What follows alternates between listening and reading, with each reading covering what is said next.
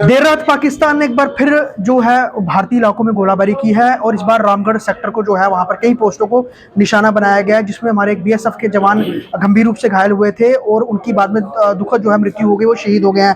मेरे साथ मनजीत सिंह जी हैं और उसी इलाके के इनका पूरा जो है वहाँ पर ही ज़्यादा फोकस्ड रहते हैं। सर मुझे ये बताइए, आपका वो एरिया है और लगातार कुछ दिन पहले हमने देखा था जिस तरह सुचेतगढ़ इलाके में या फिर अरनिया सेक्टर में पाकिस्तान की तरफ शेलिंग हुई थी, कई घरों को निशाना बनाया गया था, उसमें भी लोग जो हैं इंजर्ड हुए थे। एक बार फिर क्या लगता है आपको, क्या वजह है इतनी देर के बाद फिर से अब भारतीय इलाकों को इंटरनेशनल बॉर्डर पर निशाना बनाया जा रहा है? हालांकि हमारी ओर बहुत ज़्यादा शांति बनी हुई है, क्या लगता है शांति को खलल पहुंचाने के लिए पूरे मकसद से पाकिस्तान कर रहा है? देखिए, मैं समझता हूं कि पाकिस्तान के जो अपने हालात हैं इंटरनल, वो अच्छे नहीं हैं।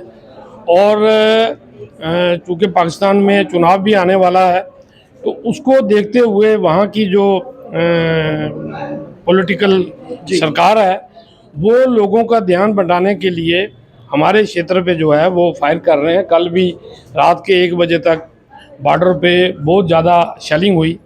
नारायणपुर पोस्ट पे, दग पोस्ट पे, उस एरिया में जितने भी किसान हैं वो सहमे हुए हैं, क्योंकि इस वक्त किसान की फसल तैयार है।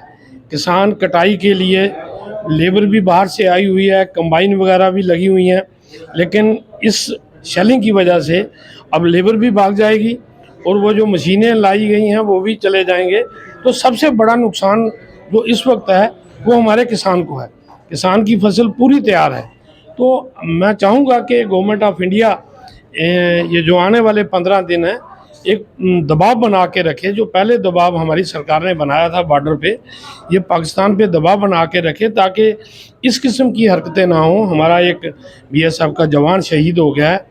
हम ये चाहेंगे कि बॉर्डर पे अमन बना रहे, क्योंकि बॉर्डर पे जब भी सीज़ फायर वायलेशन होती है तो उसका जो फर्स्ट टारगेट है वो वहाँ के सिविलियन जो खेतों में काम करते हैं, घर में रूटीन काम करते हैं, तो वो रात को भी अपने घर में सुरक्षित महसूस नहीं करते हैं। शेल कहीं भी गिर सकता है और रात को तो इतनी शेलिंग हुई है, लेकिन परमात्मा की कृपा से वो किसी के घर पे शेल नहीं पड़े, लेकिन खेतों में बहुत ज़्यादा जो है वो उन्होंने शेलिंग की है।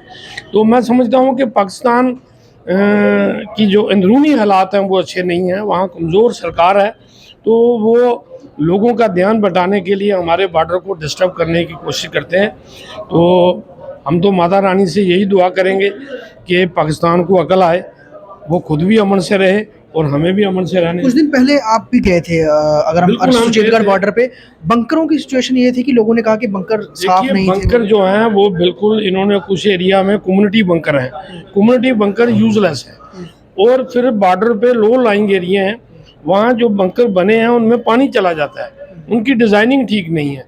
और फिर बहुत सारे गांव ऐसे हैं जहाँ बंकर बने ही नहीं, जहाँ लोग चाहते थे, जिनके पास सफिशिएंट लैंड थी, वहाँ इन्होंने बंकर बनाए नहीं।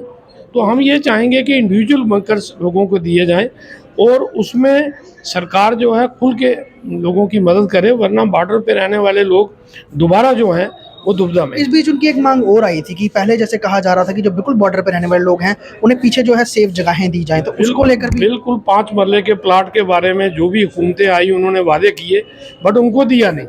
हम चाहते हैं कि जो बिल्कुल ज़ीरो रेंज में विलेज हैं, जो बिल्कुल फायरिंग की ज़द में आते हैं, उनको कहीं ना कहीं पीछे सेफ प्लेस पे सरकार कहती है हमने बहुत सारी ज़मीनें जो हैं वो खाली करवाई हैं, गवर्नमेंट लैंड है, तो उनको दी जाए।